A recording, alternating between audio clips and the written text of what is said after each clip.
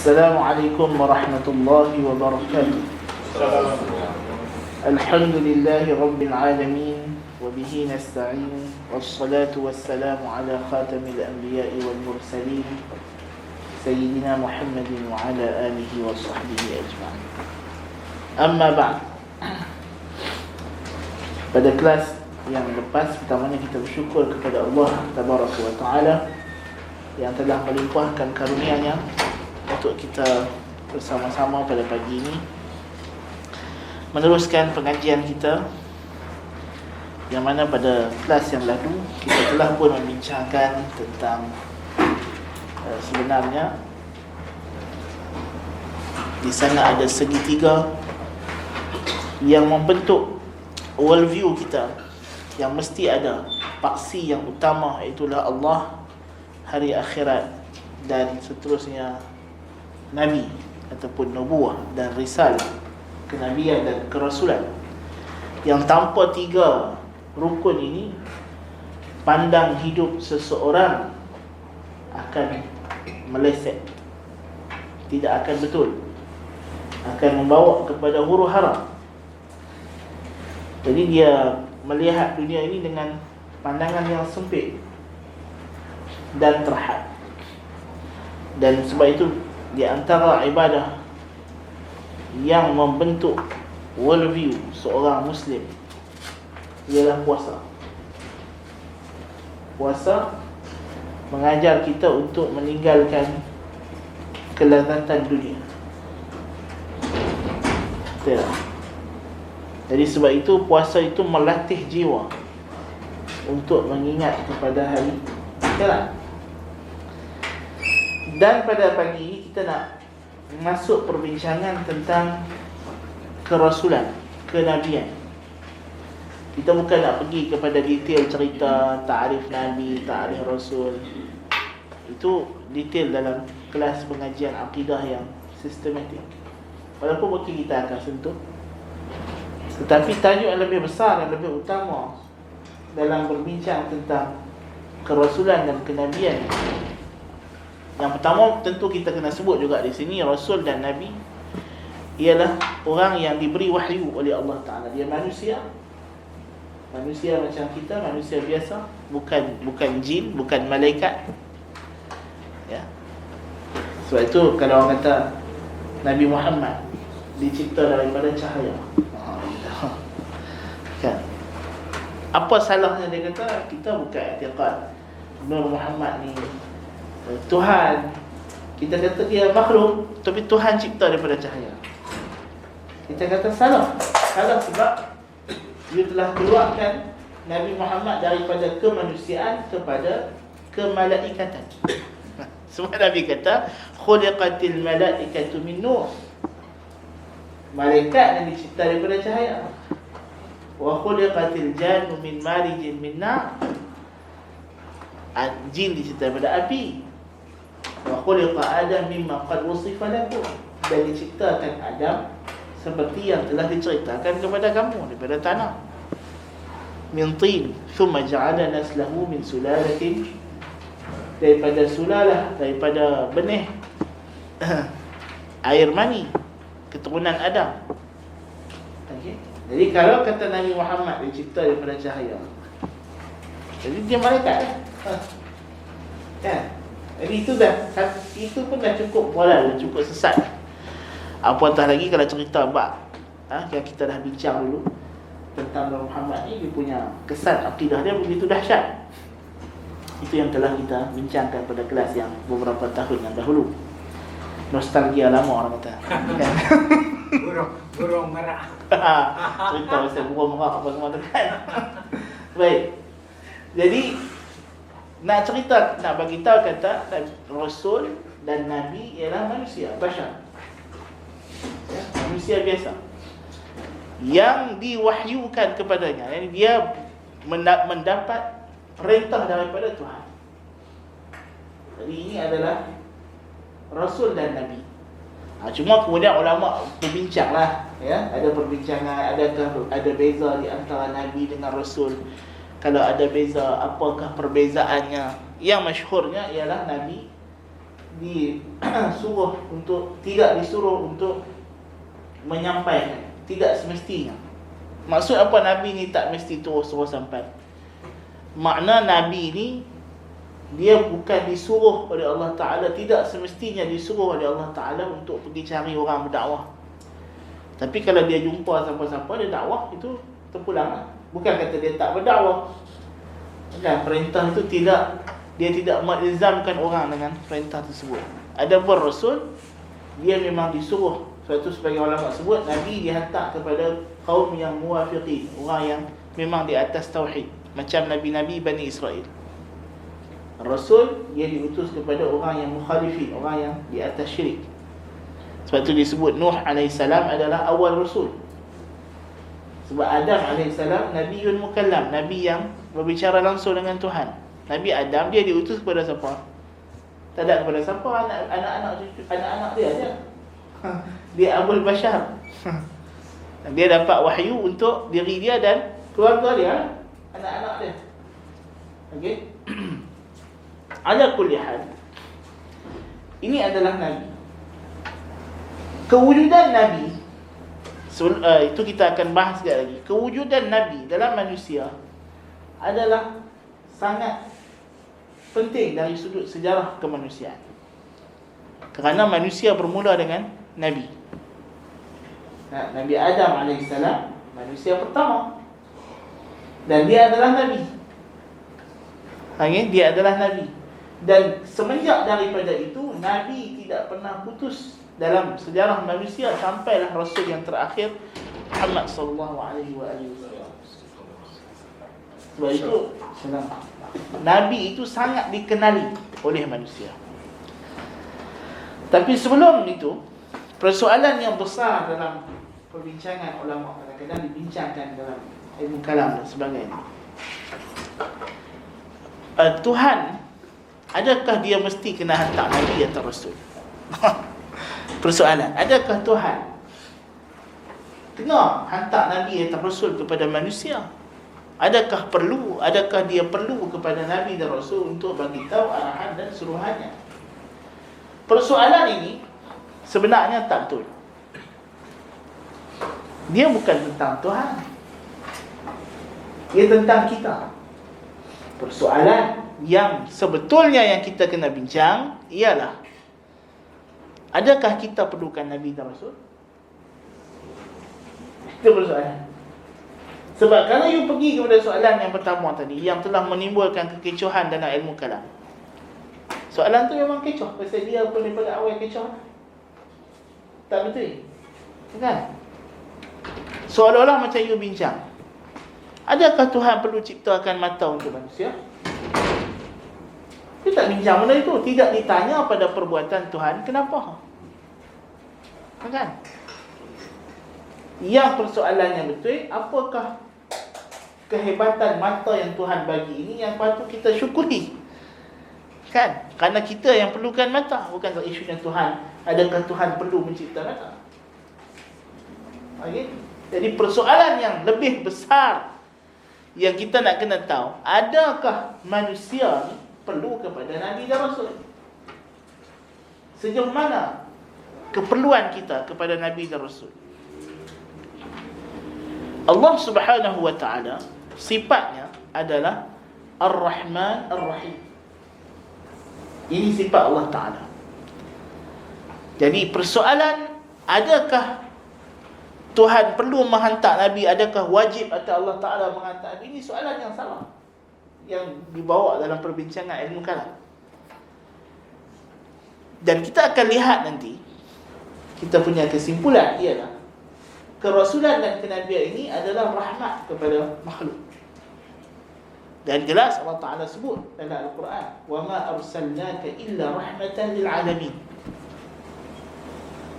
Nabi dan Rasul ni adalah rahmat, di antara rahmat Tuhan. As long as Nabi dan Rasul adalah rahmat, dan bila kita sebagai makhluk, sebagai hamba Allah, kita memerlukan rahmat Tuhan, dan Tuhan Maha merahmati. Dan Rasul dan Nabi adalah sebahagian daripada rahmat dia, bahkan rahmat dia yang paling besar. Maka tentulah kita sangat perlu kepada Nabi dan Rasul, dan Tuhan hantar Nabi dan Rasul bagi memenuhi darurat kita, bagi memenuhi keperluan asas hidup kita. Seperti mana Tuhan ciptakan udara, Tuhan ciptakan air. Ya. Jadi kalau you tak jawab soalan yang awal tadi, adakah wajib atas Tuhan mencipta Nabi? Soalan akan datang, adakah wajib Tuhan mencipta air? Adakah Tuhan wajib mencipta oksigen? Buat apa tanya soalan macam itu? Tak penting. Isunya adalah, adakah kita makhluk memerlukan air? Ya, tanpa air kita tak boleh hidup. Dan as long as itu adalah keperluan hidup kita, dan Tuhan adalah yang maha rahmat, maha bijaksana, maha berkuasa, Dia ciptakan untuk kita air, Dia ciptakan untuk kita oksigen, udara. Maka Rasul adalah keperluan hidup yang lebih penting daripada air dan udara. Ya? Lebih penting daripada air dan udara. Jadi takkanlah Tuhan tidak hantar Nabi dan Rasul, kan? Hari ini kita kena take note yang begitu penting di sini. Ya? Sebab itu Syekhul Islam Ibn Taymiyah ada bagi satu faedah. Dia kata, wa kullama kanat hajatun nas ila ma'rifati syai'i wa dhikrihi ashadda wa akthar, kanat ma'rifatuhum bihi wa dhikruhum lahu a'zam wa akthar, wa kanat turuqu ma'rifatihi akthar wa adhhar. Apa sahaja benda yang manusia perlu tahu, mesti tahu dalam hidup dia. Mana kalau dia tak tahu benda tu, akan sukarlah hidup dia, bahkan mungkin tak ada hidup. Ya. Maka semakin kuatlah ingatan mereka kepada perkara tersebut. Macam mana kita teringat ayat, kan? Sekali kita nak buka puasa, kan? Benda pertama kita ingat dulu, makan ke ayat? Banyakkan orang punya ayat dulu lah. Pasal hajat kita kepada ayat lebih, kan? Jadi sebab itu kita ingat ayat lebih daripada ingat makan. Kan? Bahkan minum, kenyang, tak makan. Kan? Tak lagi pula lepas tarawih pula. Kan? Pasal kita perlukan benda tu lebih daripada apa yang kita perlukan lebih, kita akan ingat lebih kuat, kata-katanya. Dan dengan itu, jalan untuk mencapainya juga akan lebih banyak. Tuhan akan sediakan lebih banyak.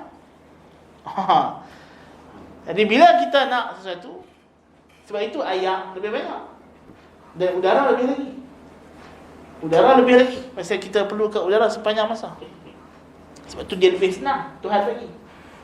Ayat nak kena cedok, nak kena tuang, nak kena tapih dan sebagainya. Udara tak payah, kan? Duduk mana-mana pun boleh seduh udara.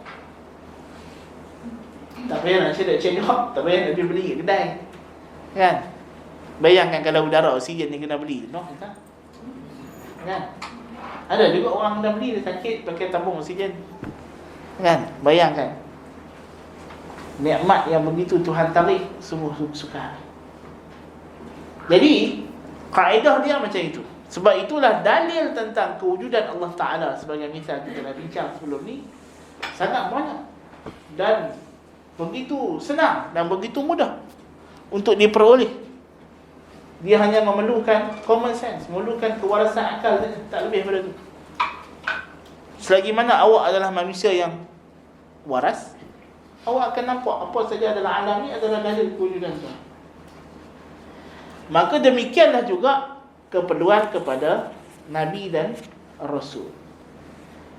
Keperluan kepada Nabi dan Rasul tidak kurang keperluan kita kepada Allah Subhanahu wa ta'ala. Bahkan dia adalah kelebihan. Kerana Nabi dan Rasul itulah jalannya untuk kita kenal Allah. As long as kita kata kita tak mungkin boleh hidup sempurna melainkan dengan mengenal Allah, mengenal hari akhirat, maka keperluan kepada Nabi adalah sama penting. Kerana tidak ada jalan lain untuk kenal Tuhan, kenal hari akhirat, melainkan dengan jalan Rasul. Jadi ini yang kita katakan bahawa keperluan tentang Nabi dan Rasul ini adalah keperluan yang daruri, keperluan yang mesti. Dia termasuk dalam daruriyat, keperluan yang mesti, yang kalau tak ada, tak mungkin boleh hidup. Kalau kita kata dalam ilmu maqasid syariah selalu diulang-ulang tentang keperluan manusia ini, dia ada keperluan yang bersifat daruriyat, mesti, yang mana syarak akan pastikan benda ini ada dan terpelihara. Kalau kita kata daruriyat itu ada 5 disebut. Di antaranya ialah menjaga harta. Harta penting. Dalam hidup manusia mesti ada harta. Kalau tak ada harta, tak boleh hidup. Maka syarak asaskan kaedah bagaimana kita nak dapat harta. Apa jalan yang wajar, apa jalan yang betul, yang halal untuk kita dapatkan harta.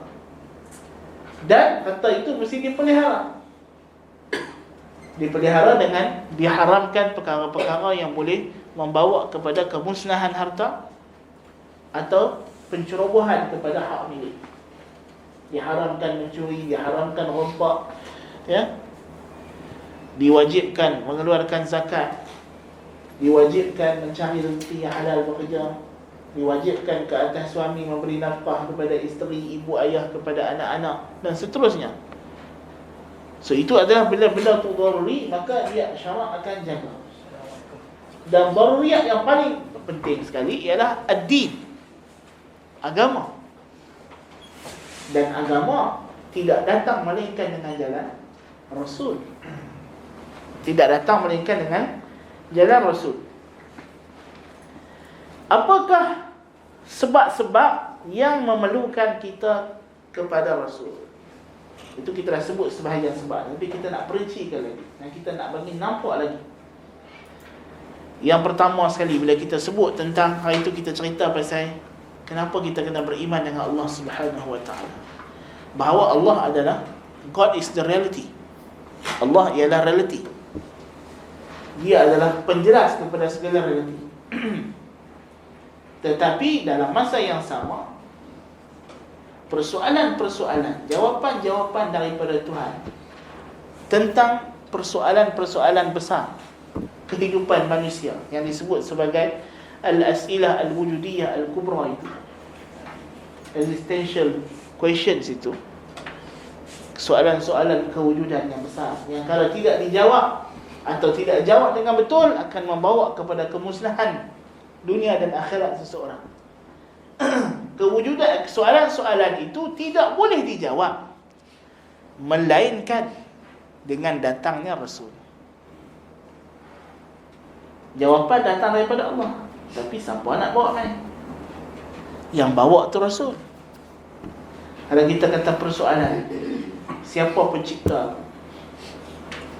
Soalan siapa ini ialah soalan tentang sifat pencipta. Jadi kita nak kena kenal sifat Tuhan. Tuhan nak cipta aku ni, apa nama dia, apa sifat dia. Mengenal adanya pencipta ini daruri, tak perlu kepada cerita panjang. Kita dah sebut dia fitrah. Tetapi persoalan yang datang selepas itu yang lebih penting.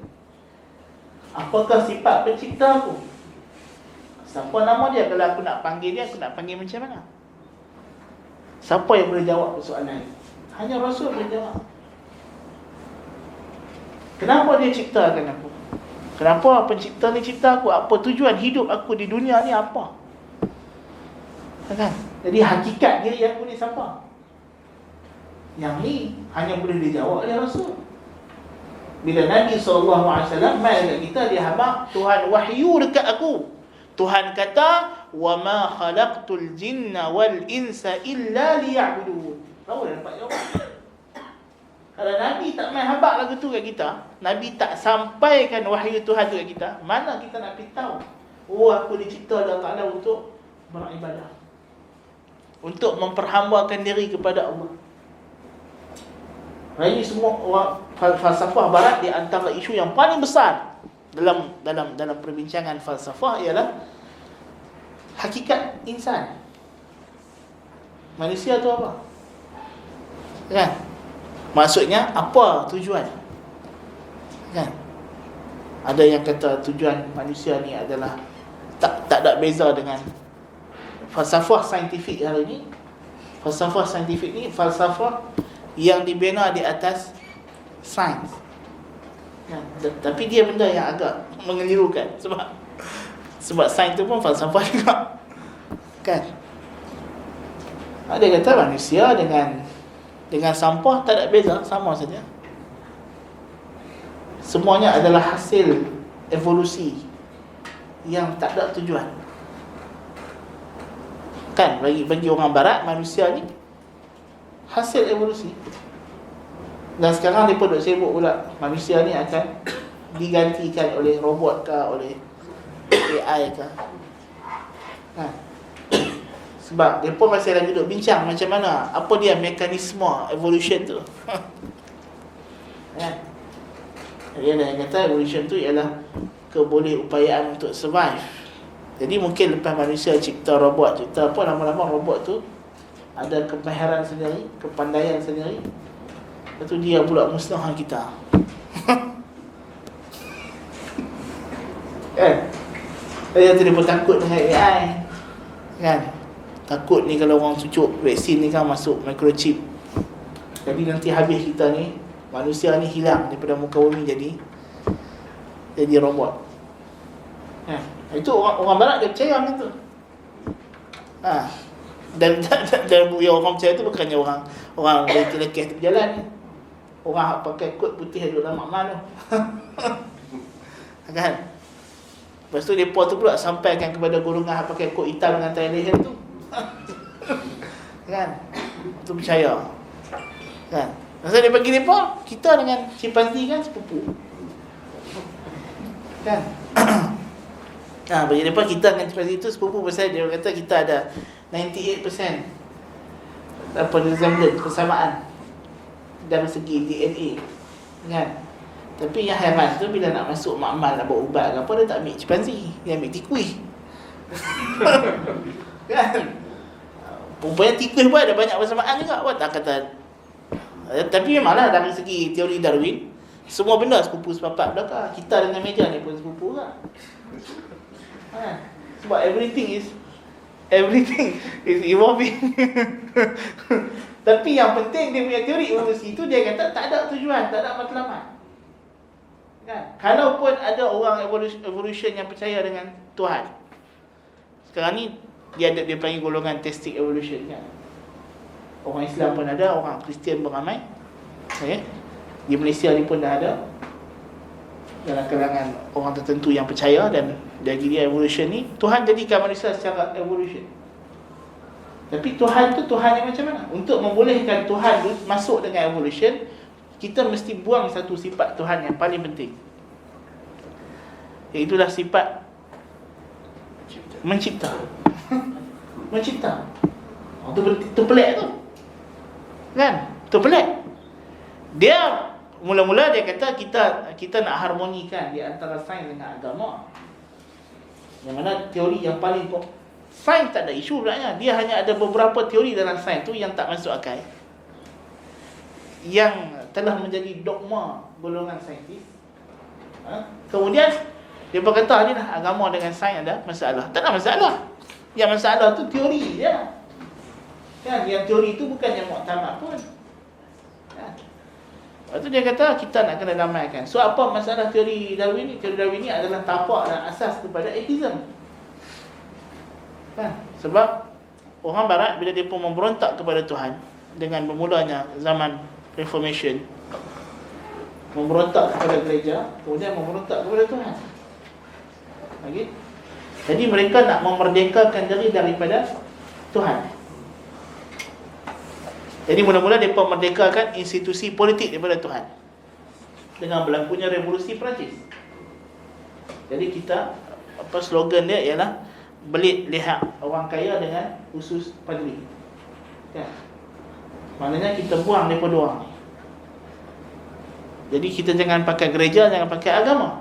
Okay. Jadi kemudian agama dibagi kepada tafsiran masing-masing. Datangnya ajaran Protestan. Masing-masing orang boleh ada tafsiran sendiri pada ajaran agama. Jadi bila dah masing-masing ada ajaran agama, Jadi agama itu tidak lagi dilihat sebagai sebuah institution. Itu yang sekarang ni orang liberal kata apa? Agama ni bukannya institusi, dia hak peribadi. Hak peribadi di sini bukan hak, maksudnya masing-masing orang lah. Aku nak sembahyang, aku punya pasal. Aku tak mahu sembahyang, aku punya pasal. Dia pun tak boleh tengok di sana ada satu institusi yang suruh orang sembahyang. Tak boleh. Yang suruh orang puasa. Tak puasa kena tangkap. Kan? Dakwa di mahkamah. Ini adalah penginstitusian agama, institusi agama. So dia tak boleh bercanggah dengan prinsip liberalism. Okay? Kalau nak agama pun masing-masing. Kan? Jadi kemudian mereka nak membebaskan diri daripada Tuhan. Dan di antara isu yang paling besar ialah macam mana kita nak pastikan kalau kita kata agama ni tak penting, tapi agama ni berkaitan dengan Tuhan. So satu-satunya solution dia adalah kita kena kata Tuhan tak penting. Kalau kita nak kata agama tak penting dalam hidup manusia, manusia tak perlu agama, kita kena kata manusia tak perlu ke Tuhan. It's the same meaning. Agama tak penting dengan Tuhan tak penting, dua ayat yang berbeza, makna sama. Kan? Dia tak boleh kata, saya kata agama yang tak penting, Tuhan penting. No. Tak boleh. Kan? Sebab bila disebut Tuhan, Tuhan dia ada agama. Dia ada wahyu, dia ada suruhan dan larangan. Itulah agama. Kalau you nak kata Tuhan tak bagi arahan dan larangan, so dia datangkan konsep menggunakan ajaran Qadariyah. Dia kata Tuhan cipta manusia, lepas tu dia tak ambil tahu pasal manusia. Dia tak ambil tahu pasal suruhan, larangan ni semua tak ada. Ini semua human interpretation. Kan? Hanyalah tafsiran manusia. Kan? Jadi raja-raja dulu, raja-raja mereka lah memerintah atas nama Tuhan, mendakwa gitu gini. Lepas tu kita percaya kata tu kehendak Tuhan. Hakikatnya dia kata Tuhan tak ada. Tak ada apa pun. Tak ada suruh apa, tak ada larang apa. Itu masalah. Jadi akhirnya mereka nak memerdekakan sains daripada Tuhan. Kan? Sebelum zaman Darwin apa semua, saintis adalah orang yang beragama. Kan? Isaac Newton pun orang beragama. Ya. Banyak kan orang beragama, bahkan sebahagian daripada mereka padri. Kan? Jadi semua dikaitkan dengan Tuhan. Alam ni adalah ciptaan Tuhan. Alam ni kehebatan Tuhan, kebesaran Tuhan. So dia pun melihat lagi sains ni duk kait dengan agama, dengan Tuhan. Macam mana kita nak get rid of Tuhan daripada sains? Kalau kita tak get rid of Tuhan daripada sains, kan, macam buku Richard Dawkins kan, dia tulis buku kan, Outgrowing God, How to Outgrow God. Kan, buku tu buku untuk budak-budak lah, tapi panduan untuk kita mendidik anak-anak untuk menjadi etis. Kan? Macam mana kita nak buang akal percaya Tuhan tu daripada, kan? Dia Richard Dawkins dia ada banyak lah siri untuk buku budak-budak tu kan. Walaupun buku dia famous tu, yang tu lah God Delusion tu, kalau kita pergi kedai-kedai buku mana-mana pun kat Malaysia ni ada je jual. Kan? Yang tu yang untuk orang dewasa, tapi dia ada banyak buku untuk budak-budak. Kan? Lepas tu dia terkenal sekarang pergi dekat UAE buat program dengan budak-budak apa semua. Kan? Tu tera UAE. Kan? Bayangkanlah, Richard Dawkins bukannya orang biasa-biasa. Kan? Richard Dawkins, kalau orang yang tahu Richard Dawkins tu apa, kan, mengetahui bahawa sebuah tempat itu memanggil dia untuk buat program, itu sudah cukup mengerikan. Kan? Jadi ini bayangkan dia punya dakwah itu. Kan? Jadi macam mana kita nak buang, bagi mereka lah, kita nak buang Tuhan itu. Jadi datanglah teori-teori, dan teori-teori itu nak memasukkan Tuhan daripada tafsiran kejadian alam. So dia berkata, mula-mula kita ada teori Marx tentang ekonomi. Sebab ini boleh menafsirkan sejarah. Sebab kita tahu Augustine menafsirkan sejarah sebagai perbuatan Tuhan. Pertarungan di antara baik dan buruk. Pertarungan di antara kerajaan Tuhan dengan kerajaan syaitan. Itu tafsiran asal sejarah dari segi pandangan orang Kristian. Okay. So apa saja yang berlaku dalam alam ni akan ditafsirkan dari sudut itu. Pertarungan di antara kerajaan Tuhan dengan kerajaan syaitan. The kingdom of God dengan the kingdom of devil. Kan? Kemudian bila datang teori Marx, okey, dia kata tak ada. Mana ada orang perang apa semua ni, semua cerita pasal duit. Cerita pasal nak berebut minyak, nak berebut tanah, berebut air, berebut. Semua dia kata, semua benda dalam dunia ni, cerita dia adalah berebut sumber kekayaan. Jadi, sebab tu ada orang kata, Abu Bakar tu dia perang orang murtad. Bukan sebab murtad, dia kata sebab mereka tu tak bayar zakat, jadi kerajaan tak ada duit. Kalau tak bayar zakat dapat mana? Dia tafsir habis sejarah Islam semua cerita pasal tak dapat duit. Nah, jadi sirah Nabi pun ditafsirkan based on teori Marx. Kan? Ini cerita orang Islam tak terpengaruh lah. Kan? Lepas tu mereka ada teori Freud tentang individu manusia. Pasal apa manusia buat itu? Pasal apa manusia buat ni? Freud kata everything is sexual. Semua benda seksual. Betul kita tak faham dah pasal apa orang putih ni dia nak jual kereta. Tapi pasal apa ada satu perempuan telanjang tepi kereta tu yang keluar dari kereta tu? Kan bila dia launch kereta baru keluar dia perempuan. Apa kaitan? Dan kereta itu mesti dipromosi oleh perempuan. Kan? Kalau kita lalu kat rumah raya tu kan iklan tilam kan. Tapi yang iklan tu mesti ada perempuan atas tilam. Kan? Apa benda pun mesti orang perempuan. Kalau benda tu dia nak tarik orang lelaki belilah. Kan? Pasal dia pun faham teori Freud. Apa benda pun seksual dia kata. Dia kata ini orang lelaki beli benda tu bukan sebab benda tu. Pasal perempuan. Ada perempuan dia beli. Kan? Dia cerita macam tu.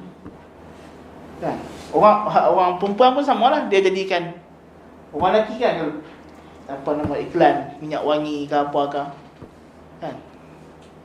Dia pakai minyak wangi tu orang lelaki ikut dia. Kan? Sedangkan Nabi kata tu zaniah, penzina, pelacur. Nabi pun nama pelacur orang macam tu. Na'udzubillah min zalik. Kan? Jadi jadikan semua benda seksual. So dia faham. Sebab tu bagi orang barat, apa saja keinginan sexual desire ni tak boleh disekat. Dia nak jadi gay ke, bisexual ke, apa ke, nak tukar jantina ke. Yang ni kehendak yang tak boleh disekat.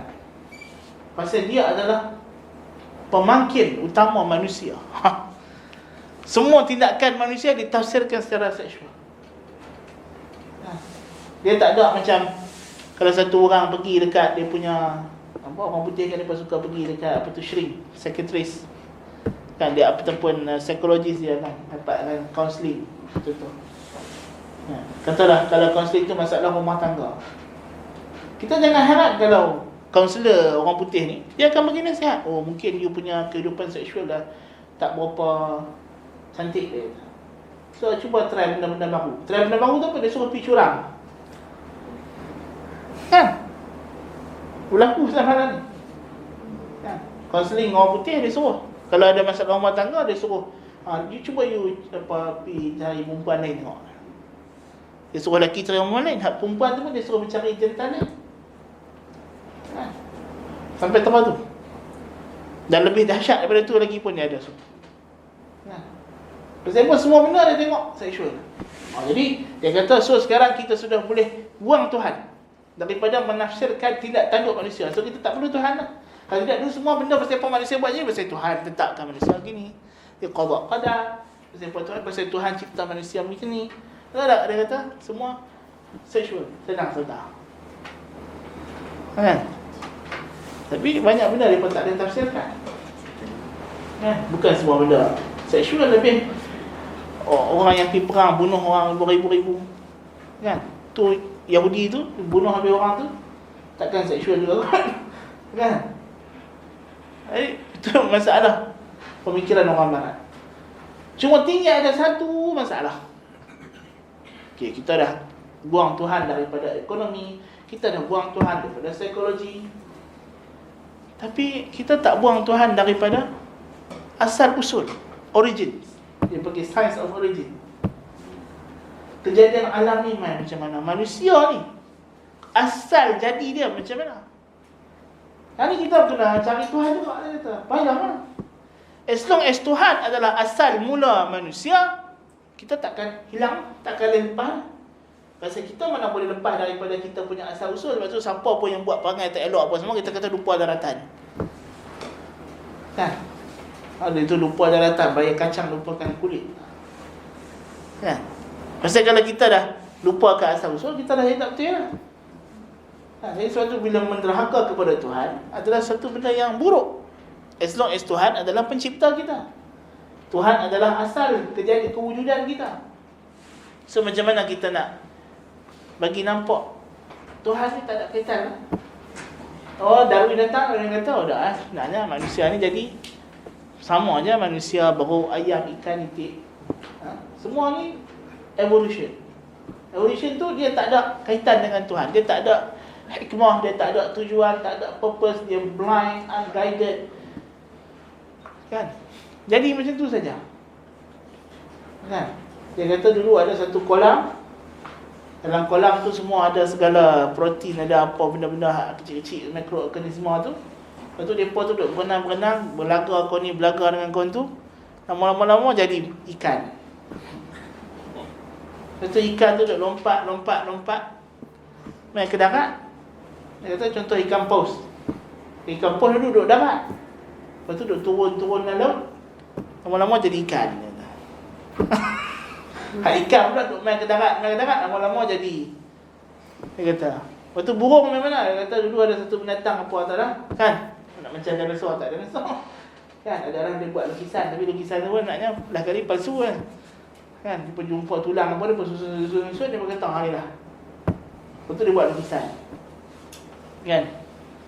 Tengok dinosaur kan? Dia pun mana pernah jumpa dinosaur. Dia pun jumpa tulang kan? Tulang tu mungkin jumpa tulang rahang, mungkin jumpa kuku satu.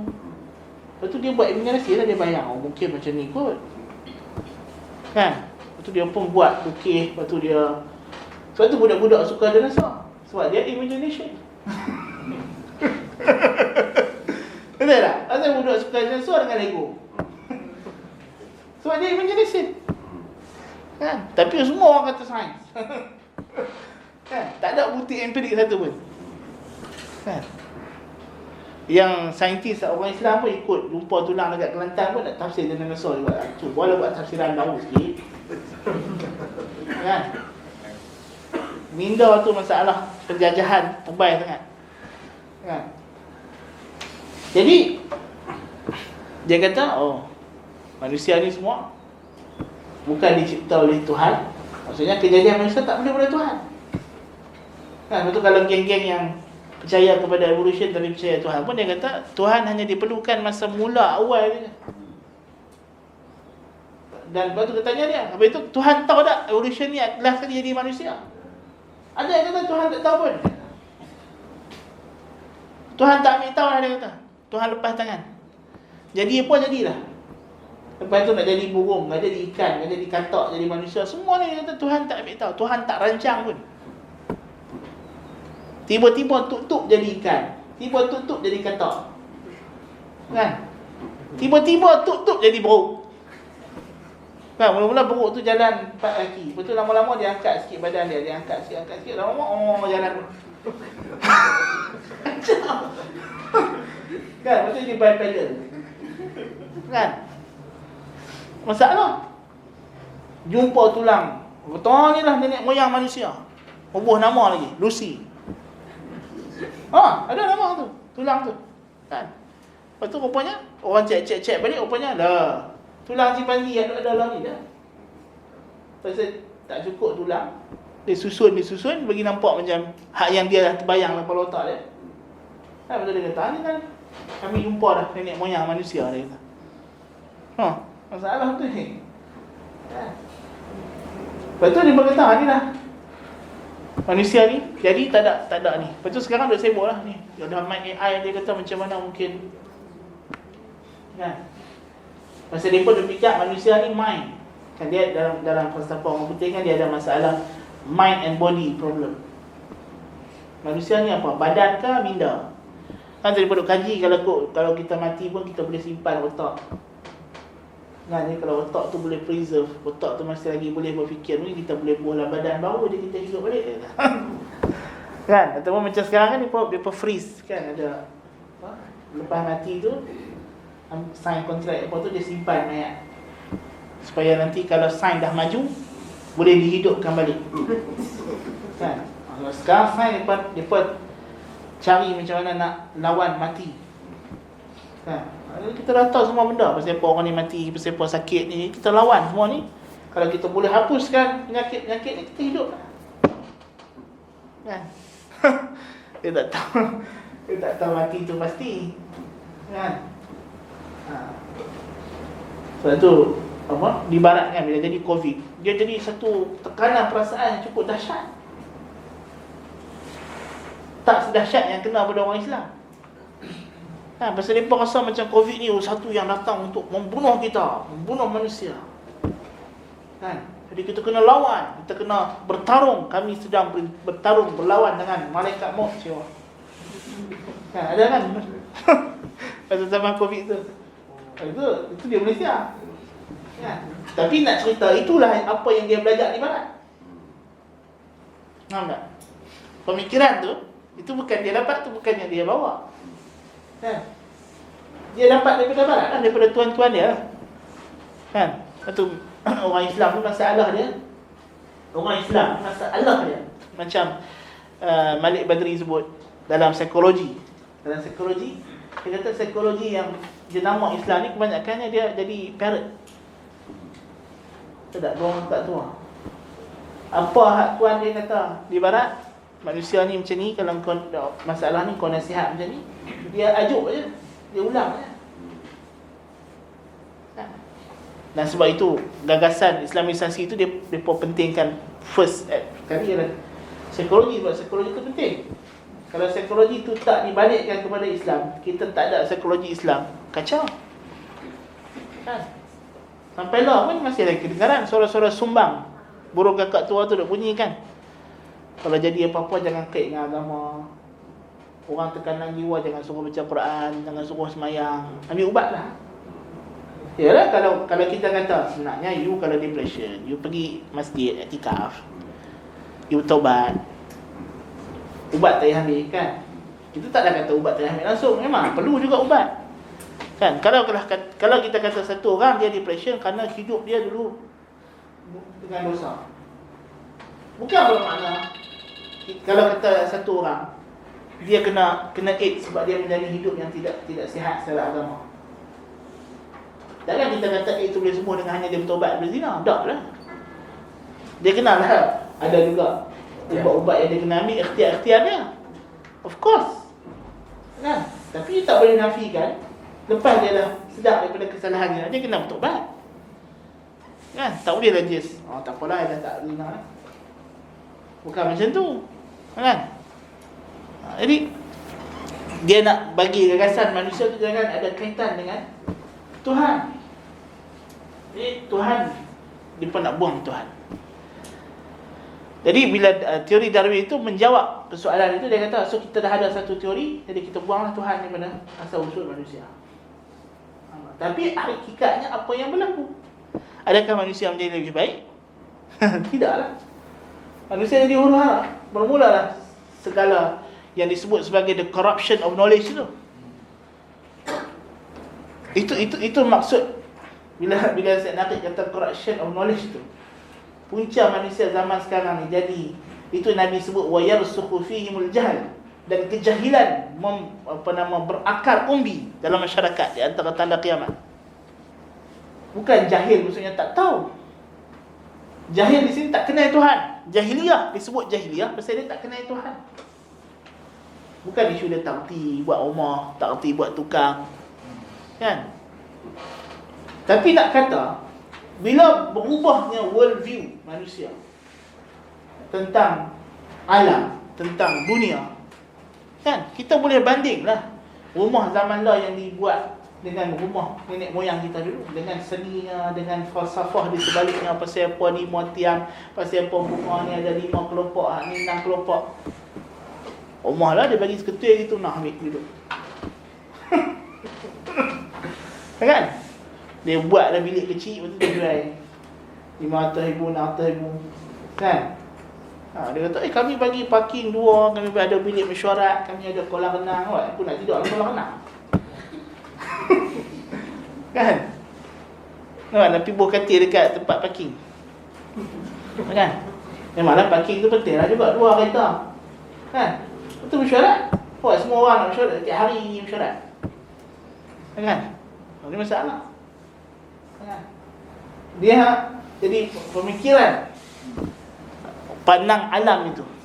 Kan? Tapi rumah itu kena selesa dengan ibadat lah.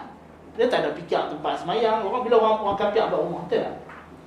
Dia tak ada fikir. Aku ada ruang solat ke? Kan? Kiblat kat mana ke? Semua kiblat herat. Kan? Sebab pasal dia tak meraihkan benda tu daripada ramai. Kan? Itu kita kata benda tu kita jangan pandang remeh. Kan?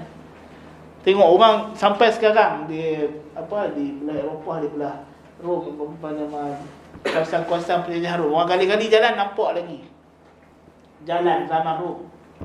Dengan warna pun ada lagi. Cuba tengok jalan tal kita. Hak kata maju tu. Kan? Hak kata maju tu. Kan? Dah ada warna pun hitamnya. Kan? Kalau tengok railroad Jalan Sutra zaman Rom tu buat kan. Dengan jalan dengan warna-warni, dengan corak, dengan ukiran. Jalan je pun. Kan? Tapi selesa lah. Orang kata. Tahan sampai ribu-ribu tahun dah ada lagi di bawah tanah tu. Kan? Kita ni jalan. Semalam bukan bangun bohtal. Kita pun seronok lah jalan bangun bohtal. Pum melambung saya. Diorang bila main lubang ni. Kan? 5 minit lepas dia bohtal tu lubang balik. Kan? Biasa dia mendak di bawah tu. Orang tengah dekat dalam salah damai tu. Kan? Itu tiap-tiap kali bohtal, mesti lubang. Kita pun 2 malam lepas, kira dia bohtal. Kali pum, siapa ni? Itu kalau motor tu mana melantun. Nasallallahu alaihi. Dalam tu. Tak tahu dia buat macam mana kan. Dia dah memang bawah tu mendak ke apa, kita pun tak tahu. Dia kerja dekat kampung hitam ya. Kerja senang. Tapi nak kata itu, world view tu dia mempengaruhi manusia. Pasal apa dia kerja? Bohtal dia tu. Kan kaitan dengan Tuhan. Dia tak tahu. Kan? Kalau ada orang mati, di akhirat esok, orang tu heret dia pada Tuhan. Dia kata, ya Allah ni, dia ni lah. Pegawai ni. Kan? Dia akan heret kawan tu. Kata, ya Allah ni, dia. Aku balik kerja, aku nak pergi sembahyang tarawih. Dia punya pasal, dia tak buta elok jalan. Aku melantun, kepala aku terputus. Dia tak fikir apa tu.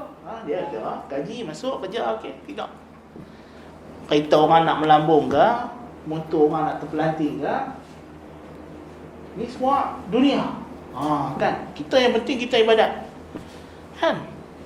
Kita heran macam mana satu orang malah dia ada dengan segala perniagaan yang penuh dengan riba, dengan judi, dengan apa, tapi dia boleh pergi khusyuk sembahyang kat masjid. Kan? Kata awak je lagu ni. Kan? Dan orang masjid pun salam cium tangan. Pasal apa ni? Dia lah bayar bil elektrik. Kan? Ni masjid kita ni lampu-lampu ni, chandelier ni semua dia bubuh ni. Kan? Tok imam pun salam. Kan? Sedia sejadah khusus ni, tak ada siapa duduk ni. Ni datuk duduk sini. Baru datuk je pun. Tak ada sendiri lagi belakang. Kan? Pasan lah. Kan?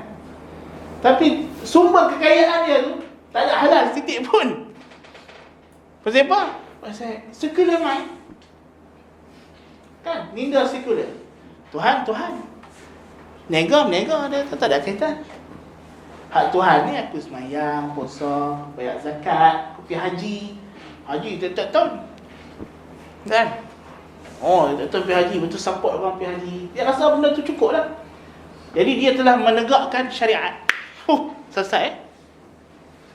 Kan? Lepas tu bila kes mahkamah tu, dia kata, syariat Islam tak tergugat. Yalah, minda mereka, yalah, mahkamah mana kata kita tak boleh semayang, tak boleh puasa. Kan? Mahkamah cuma kata orang bini orang tak apa je. Kan? Bukan mahkamah kata tak boleh semayang. Sebelum ni Eli tu kan isu orang bini orang kan. Dia kata tak ada masalah. Kan?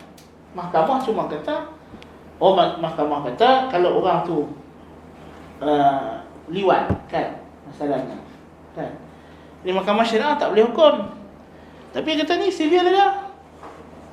Sivil kan ada dia kata, mahkamah sivil. Tapi mahkamah sivil worldview dia tak sama. Tak sama. Kan? Kalau polis tanya, yuk macam mana? Dah. Kami suka sama suka, setuju, tak ada apa. Beres. Kan? Dia tak ada, saya tidak rasa malu dengan perbuatan saya, dia pun tak ada rasa malu. Terus nak dakwa apa? Apa unsur jenayah dia? Dia tak nampak unsur jenayah di situ. Kan? Macam kita jenayah pada Tuhan. Hang suka sama suka ke apa ke? Kan? Lah, bini dia kan bagi dia khaluat. Kan? Dah bini dia okey. Laki tu memang abang ni, abang nak keluar pergi berkhaluat sat. Kan? Kan? So apa masalah? Kan? Apa masalah?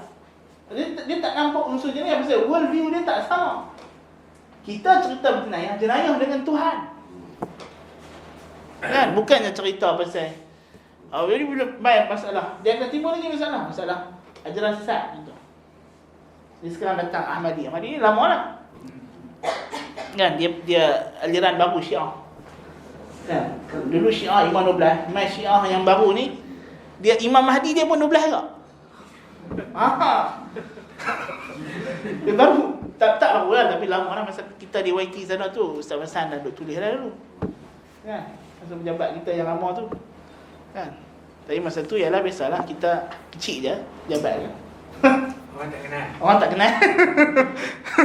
Kan? Dia kata Mahdi dia pun 12. So sekarang ni dah ada Mahdi yang pertama. Kan? Macam-macam.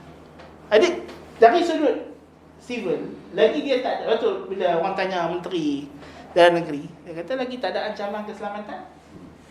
Okey. Kan dia tak ada habit tidak kan memang masa kami pergi masa dapat tauliah dulu nostalgia zaman dulu. Kan?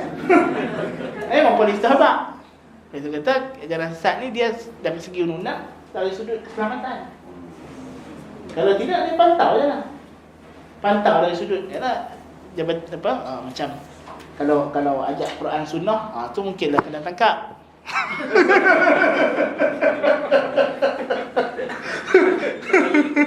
Kan? Dia tapi kalau macam Syiah dia tak tangkap, dia just pantau. Nak tahu berapa orang Syiah kat Malaysia. Kan? Supaya ada rekod. Kan? Tapi tu dah dia punya macam itulah kan. Tu pun sebab dia perisau keselamatan je lah, bukan isu dia adalah. Tapi macam Syiah tu bagus lah, mereka ada dialog, ada apa semua. Tapi kalau orang liberal punya pandangan, kenapa dia nak dialog dengan Syiah? Biarlah dia jadi Syiah. Kan? Dia macam tu. Sepatutnya you belajar Syiah ni, belajar kitab dia. Kenal Syiah supaya you boleh hormat dia. Macam tu. Kalau kata dia terlupa bawa batu Karbala tu, you bagi satu dia. Dia nak macam tu. Kan? Liberal dia nak macam tu. Kan? Kita belajar tentang agama lain pun bukan untuk kita tahu mana benar, mana batil. Meraihkan. Untuk meraihkan. Jadi kalau kata dia ni nak semayang, dia tak ada apa, you tahu. Dia you tolonglah. Macam yang jadi isu kena pegang buah kelapa. Kereta baru tu kan. Jadi ini adalah keterbukaan. Kan? Ini barulah kita saling menghormati. Kan kalau dia tak larat nak tarik kabadi, dia tolonglah. Kan? Cucu pada. Tolong cucuk dia. Kan? Dia nak macam tu. Kan? Jadi dia worldview tak sama sebab dia dah tak ada cerita Tuhan. Jadi satu kita kata bila persoalan kewujudan ni bila tidak dijawab menerusi Nabi, menerusi Rasul tadi, cara hidup berbeza, pandangan hidup berbeza, segala tindakan manusia akan lari jauh beza. Dan kita kena faham benda ni. Sebab kita tidak, kalau kita tak faham benda ni, macam mana kita nak faham, pasal apa dia ni kata orang Islam tapi dia buat lagu tu Maksudnya dia ada pandangan dia yang berbeza, worldview dia tu daripada asas berbeza. Kan? Jadi sebab itu kita kata Rasul ni dia yang menjawab persoalan-persoalan kewujudan tadi, yang bawa wahyu daripada Tuhan. Kemudian Rasul lah yang sebagai satu pembezaan daripada Allah bagi manusia tentang fungsi-fungsi akal. Jadi manusia ni diberikan akal. Betul? Betul. Kita diberi akal. Kalau kita beli komputer ni dia ada dia punya keistimewaan, dia boleh kira, calculate. Kan? Komputer hakikatnya dia calculationnya, sebab itu orang Arab sampai dah panggil komputer hasub. Alat kira. Kan? Dia algoritma kan. Kita boleh masuk data, dia keluarkan kepada kita. Kan? Kita tulis dia keluar gambar. Kan? Okey. Akal lebih kurang itulah. Sebab komputer tu adalah terjemahan kepada akal manusia maknanya. Yang sekarang ni orang sebut sebagai AI dan sebagainya. Tapi kalau akal ini tidak ada dia punya manual, komputer yang kita beli tak ada manual, macam mana nak pakai? Jahanam lah. Mampu lah jadi.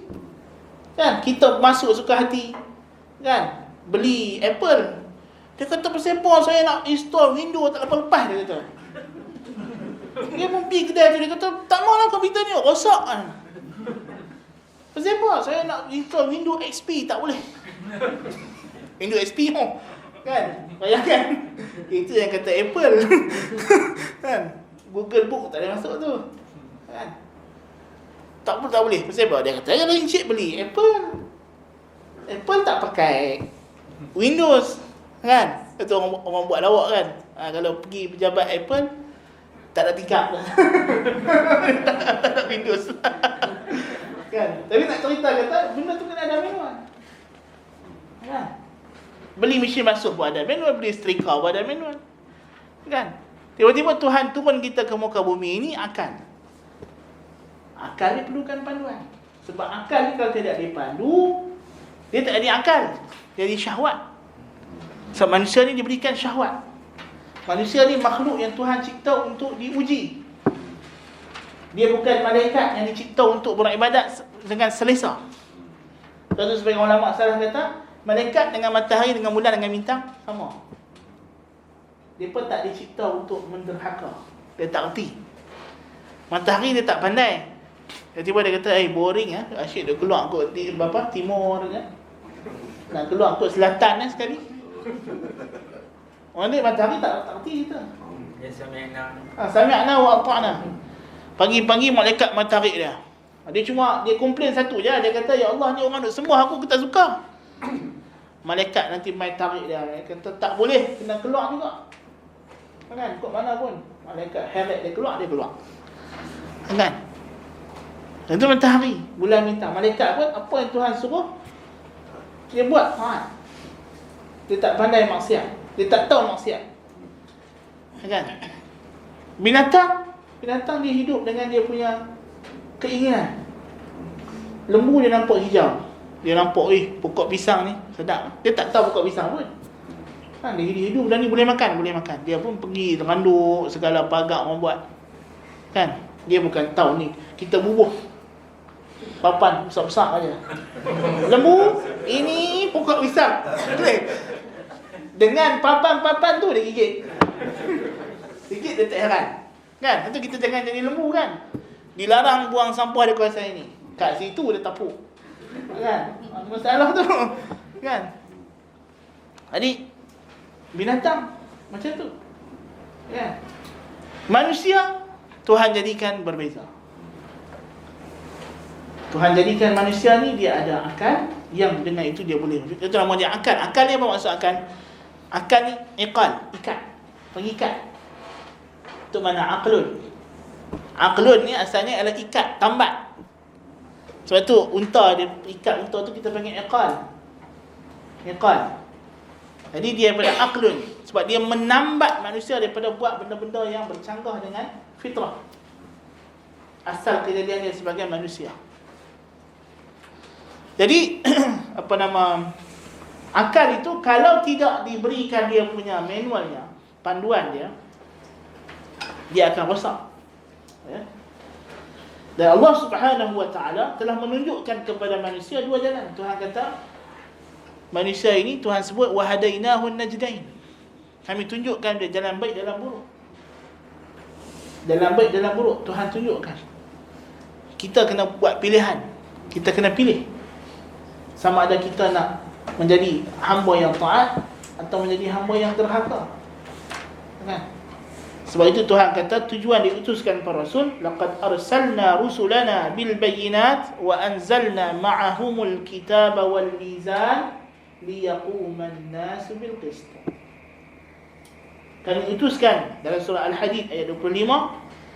Tuhan kata kami telah utuskan rasul-rasul kami membawa keterangan-keterangan, bukti-bukti yang nyata.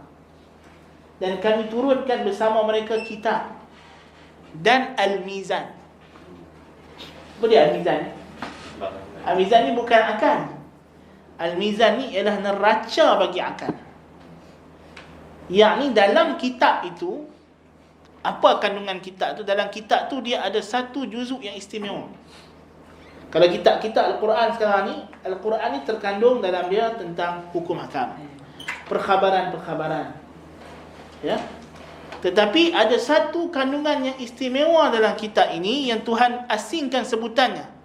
Wa anzalna ma'ahumul kitaba wal mizan. Dan dalam kitab itu ada neraca bagi akal. Dalam Quran tu dia ada panduan untuk berfikir. Macam mana cara nak fikir? Bukan sahaja Quran tu bila dia main habaq dia kata Allah Ta'ala tu Esa. Dia tak cukup habaq macam tu.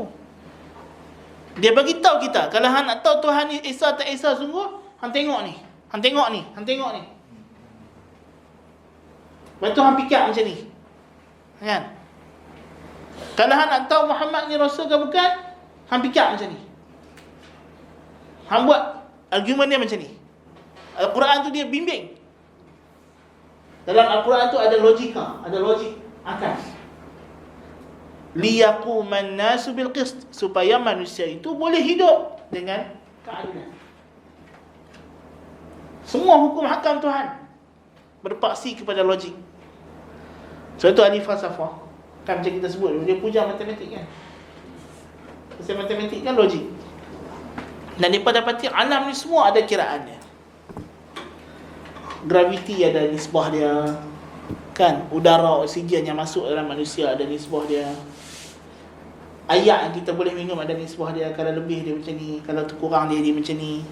Jadi semuanya ada kadar. So dia rasa alam ni penuhi dengan nombor kan. Tapi hakikatnya itu adalah ketentuan Tuhan Azza wa Jalla. Demikian juga tanpa Nabi dan Rasul, manusia tidak ada keupayaan untuk mengasaskan sistem moral dan etika. Dia kena beza. Moral dan etika secara individu, ya, akal boleh fikir. Kalau mencuri tak elok. Kan? Merompak tak bagus. Bunuh orang suka-suka hati tak bagus. Secara fitrah, secara akal asas, ya kita boleh rasa benda ni tak bagus. Tetapi macam mana kita nak mengasaskan satu sistem moral, sistem nilai dan etika, sistem akhlak, bahawa ini boleh dibuat, tak boleh dibuat. Kalau ini asalnya tak bagus, tetapi kalau dalam keadaan tertentu bila ia dibenarkan, Yang ini asalnya bagus, tapi dalam keadaan bila dia berubah jadi tak bagus. Kan? Lepas tu ahli falsafah dia bincang tentang moral dan etika. Kan? Dia ada falsafah akhlak dia panggil. Kan? Maksud dia pun cuba nak mengasaskan nilai etika dengan pemikiran, tapi tak berjaya. Sampai sekarang tak berjaya. Kan? Sebab tu kalau kita tengok orang putih, dia cukup, ini antara krisis dalam hidup ini yang paling besar lah. Kan? Orang yang tak percaya pada Tuhan, krisis moral dan etika ni krisis yang paling besar. Sebab bila Tuhan tidak ada, macam mana macam kita dah sebut itu, bila Tuhan tak ada, macam mana nak justify benda ni baik, benda ni tak baik. Kan? Kalau semata-mata datang mudarat kepada manusia, tapi ada benda yang kita nampak ada mudarat, tapi disebabkan dia ada kebaikan lebih besar, sepatutnya dia dibenarkan. Kan? Dia ada benda-benda yang macam itu. Kan? Jadi ini tidak boleh dipikir semata-mata, melainkan ada panduan daripada wahyu, hukum hakam Tuhan, hukum syariat. Dan ini semua hanya boleh didatangkan menerusi Rasul alaihi wassalatu wassalam.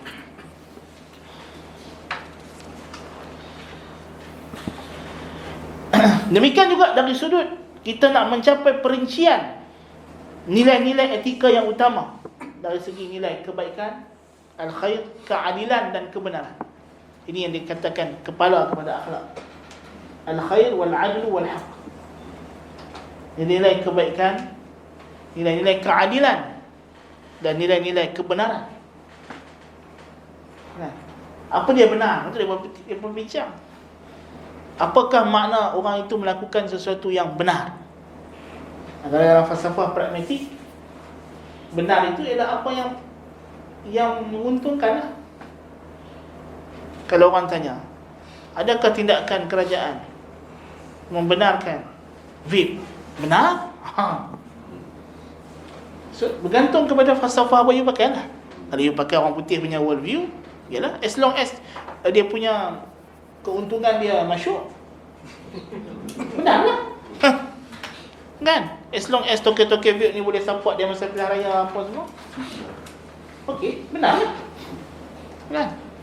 As long dia dapat cukai. Adakah tindakan di BKL menarik balik larangan jual arak? Benar?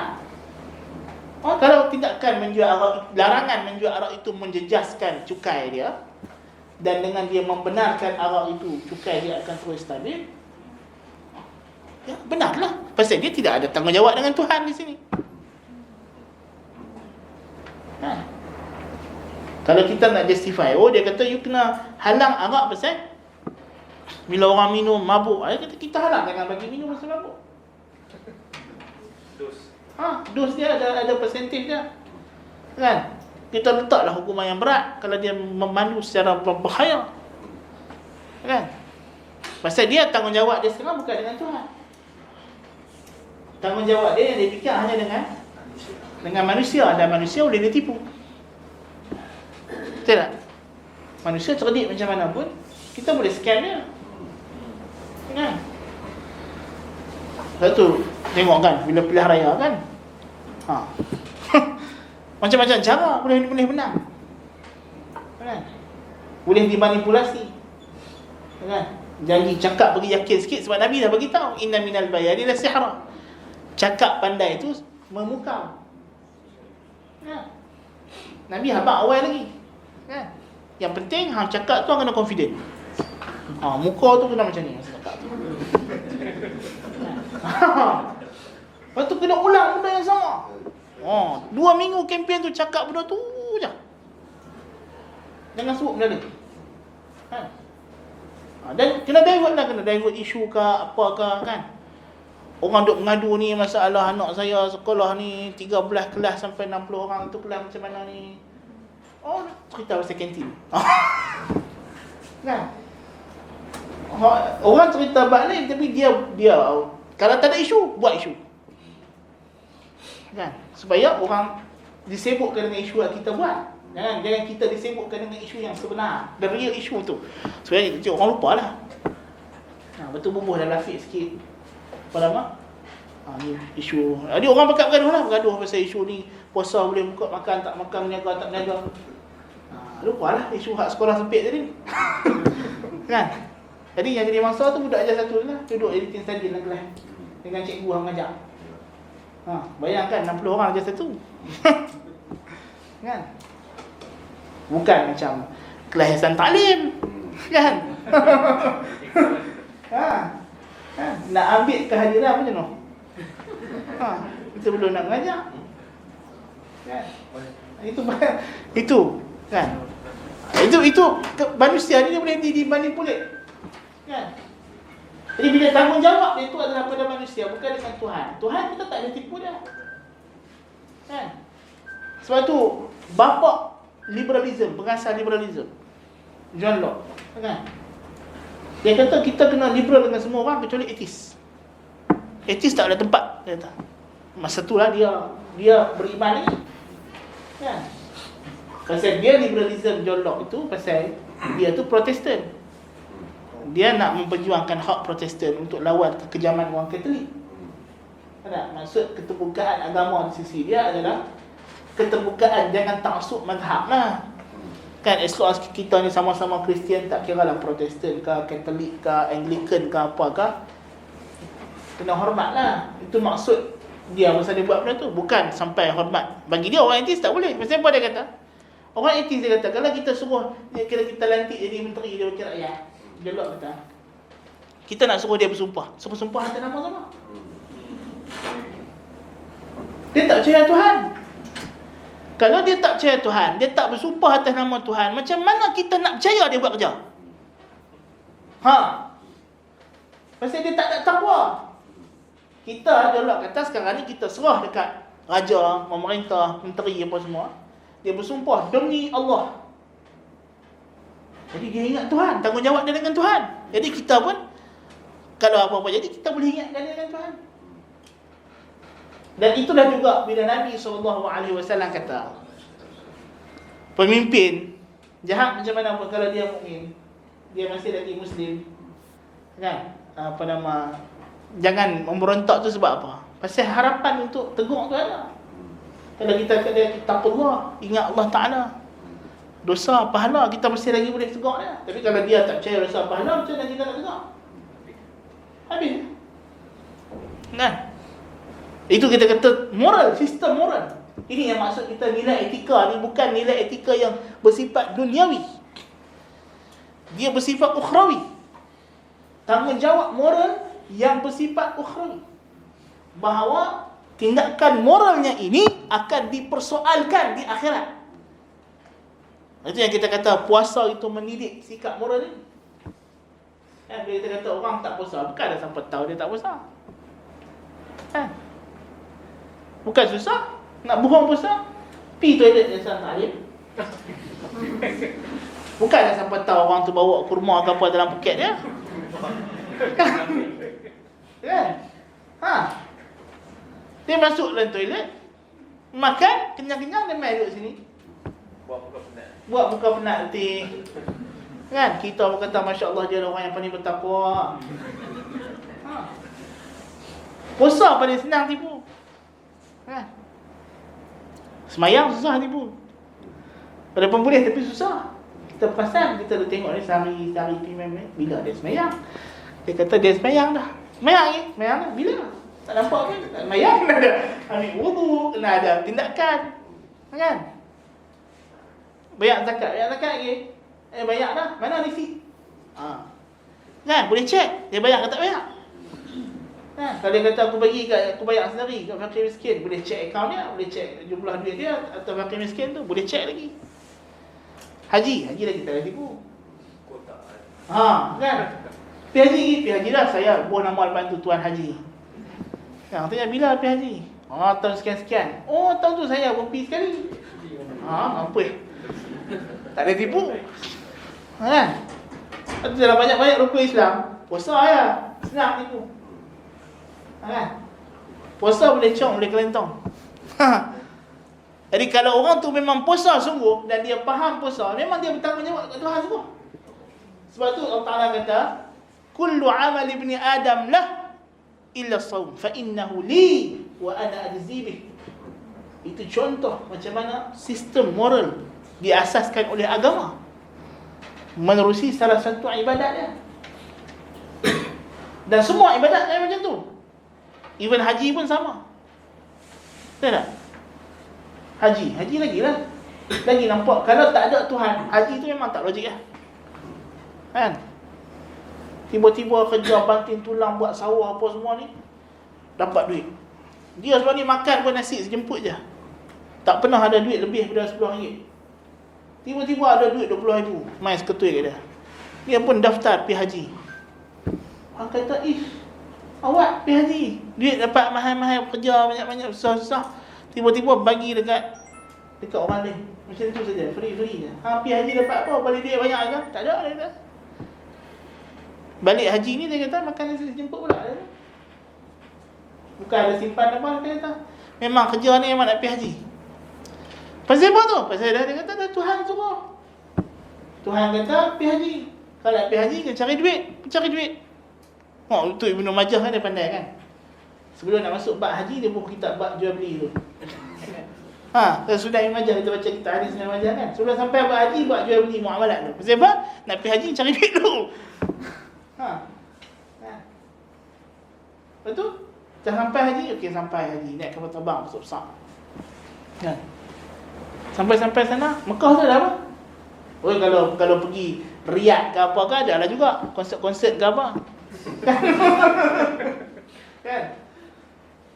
Ini Mekah ada apa? Tak ada apa. Lepas tu pergi tawaf keliling batu. Pusing 7 kali. Awak jumpa apa? Tak ada jumpa apa. Bukan je kokok keliling kat Hajar Aswad tu nampak duit seketui gitu. Ketui emas lah. Tak ada. Kan? Tak ada. Lepas-lepas tawaf apa semua dapat apa? Boleh lah minum air Zam-Zam. Kan? Minum air Zam-Zam. Bukannya kok orang jamu makan sedap-sedap. Tuhan bagi air Zam-Zam je. Siapa jamu yang ni? Tuhan lah. Tuhan kata lepas tawaf apa semua pergi minum air Zam-Zam. Kan? Kita tu tetamu Tuhan. Kan kita pergi rumah dia, Tuhan kata, okey lah ni hang pusing batu ni. Berapa kali Tuhan? 7 kali pusing. Pusing lah. Tak cakap banyak lah. Pusing. Punya taat. Tak ada orang lebih taat daripada orang buat haji. Haji ni kemuncak taat habis. Habis tawaf dia kata, Tuhan nak buat apa pula? Tuhan kata, nah pergi minum air teguk. Jangan banyak-banyak sangat. Minum air teguk je boleh minum. Bukan nak boleh langgar hampir satu galen. Betul. Nak buat apa pula ya Tuhan? Dah minum air ni. Tuhan kata hampir naik atas bukit tu, jalan, sakit tengah Tuhan lari, betul jalan, naik atas bukit sana, turun pusing sini balik. Bayangkan kalau bos kita bagi arahan itu. Kira ini pekerja paling taat. Kan? Lari 7 kali, betul? Betul dia kata, ya Tuhan nak buat apa pula? Tuhan kata, gunting rambut. Gunting, cokok dengan botak boleh. Kalau kena umrah habis lah kan? Kalau orang pergi haji, pergi Arafah. Ya, Tuhan kata duduk sini, jangan pergi mana. Tempat ni ada air, ada apa, padang pasir. Tuhan kata hang duduk sini. Nak buat apa ya Tuhan? Tuhan kata duduk je lah. Hang duduk sini, lagi matahari tak terbenam dia keluar. Punya taat, dia duduk dalam khemah dia, tak pergi mana. Punya taat.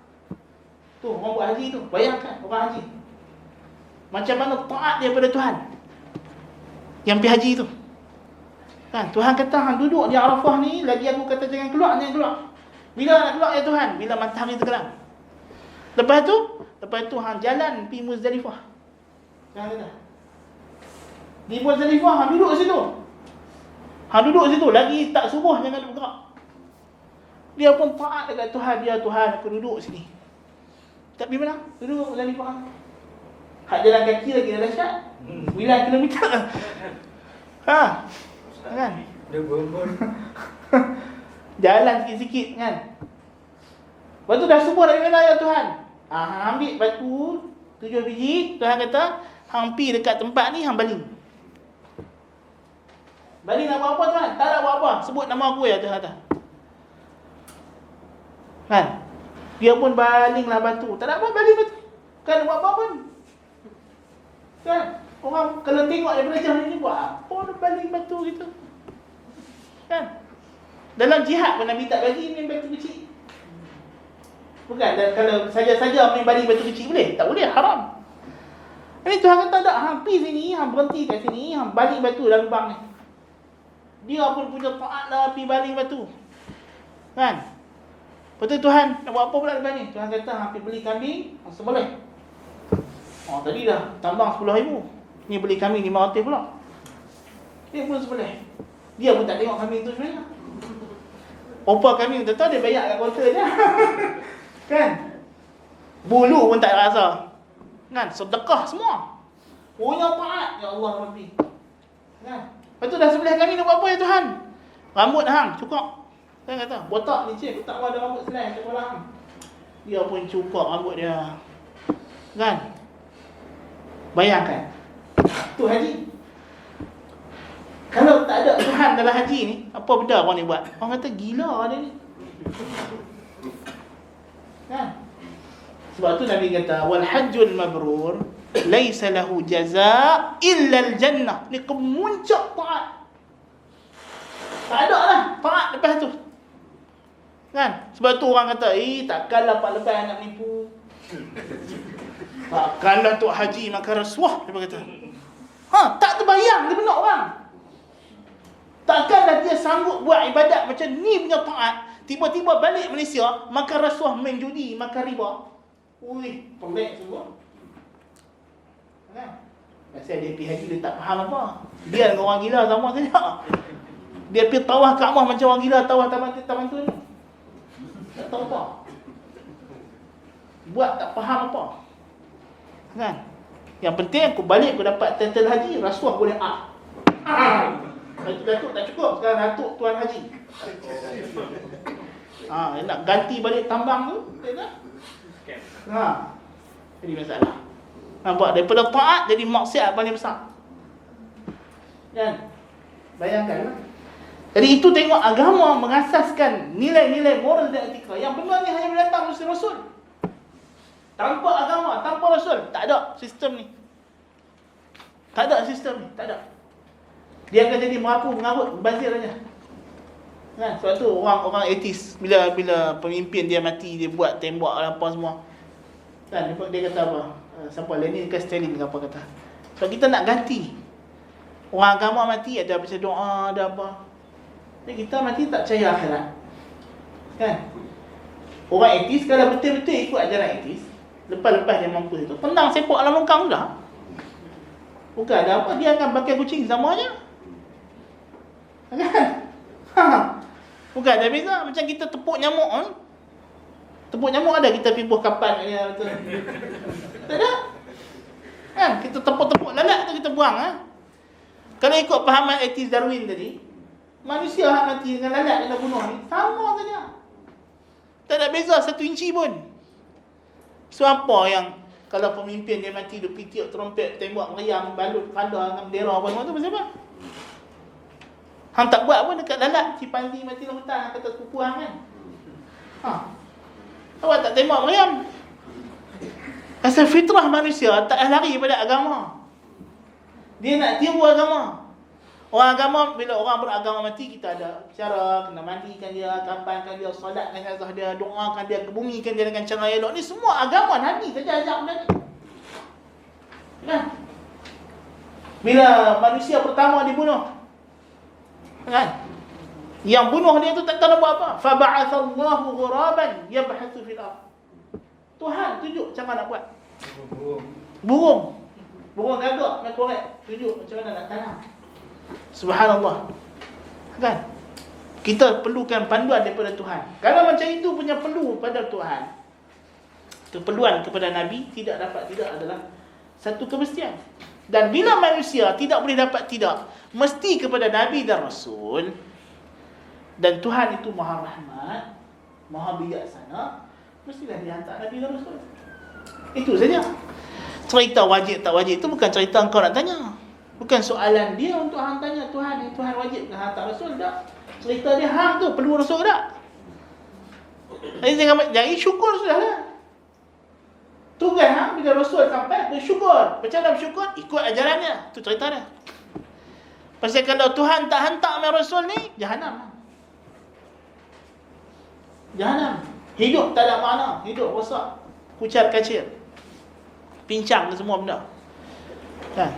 Itulah kita kata secara ringkas keperluan darurat adanya nabi dan rasul. Dan insya-Allah pada kelas yang akan datang kita akan bahaskan, mungkin ada slide nanti, tentang dalil-dalil kebenaran nabi kita Muhammad sallallahu alaihi wasallam. Apa bukti dia betul nabi? Dan ini penting. Kadang-kadang orang tak boleh jawab. Apabila kita jumpa orang kafir kan, macam mana kita nak bagi tahu dekat dia nabi tu memang nabi sungguh? Kan? Benda ni mungkin senang kita nak sebut, tapi apakah? Dan selalu orang bila dia cerita pasal orang kafir, dia nak cerita apa? Dia nak cerita pasal Islam ni bagus, sistem ekonomi dia apa semua, tapi dia lupa nak habaq nabi tu betul. Kalau dah betul Muhammad tu nabi, apa saja dia habaq, hang faham ke hang tak faham ke, confirm betul ya. Kan? Lepas tu ibadat yang kita buat, kita bukan nak kena fikir panjang-panjang. Misalnya puan nak kena pusing Kaabah tu lagi, kita cari pula apa manfaat tawaf. Lepas tu dia balik buat tawaf kat Taman Tun. Macam? Kan? Kalau tawaf tu hanya untuk manfaat kesihatan apa semua, tak payah tawaf dengan apa. Tawaf dalam rumah tadi cukup lah. Kan jadi macam Hallaj. Dia suruh anak murid dia tawaf dia. Kan? Dia tadi pun tawaf Kaabah, tawaf Allah Ta'ala dari itu cerita lain pula. Jadi ini masalah setengah orang bila dia terlalu nak mencari manfaat duniawi dan dia mengabaikan manfaat. Dan ini adalah satu bentuk worldview yang kesan daripada worldview barat tadi. Dan kita jangan mudah melatah bila orang barat datang kata apa bukti Islam benar, terus cari bukti saintifik. Oh ni Big Bang lah apalah, salah. Teori dia tu betul-betul ni. Teori Darwin pada orang cari dalam Quran. Ada orang tafsirkan teori Darwin. Dia kata ni tengok Tuhan nampak evolution. Padahal tak ada kaitan langsung. Kan? Tak ada kaitan langsung. Tapi dia nak paksa nak bagi tahu kata konon Islam ni betul. As long as benda tu teori barat dah terima, dia nak kata dekat orang barat tengok Islam ada benda ni. Ini tak betul, cara yang tak betul. Kan? Itu bukan cara yang sahih. Cara yang sahih adalah kita buktikan kebenaran kerasulan dan kenabian Muhammad sallallahu alaihi wasallam. Aqulu qawli hadza wa astaghfirullah al-azim li wa lakum. Subhanakallahumma bihamdika asyhadu an la ilaha illa anta astaghfiruka wa atubu ilaik. Assalamualaikum warahmatullahi wabarakatuh.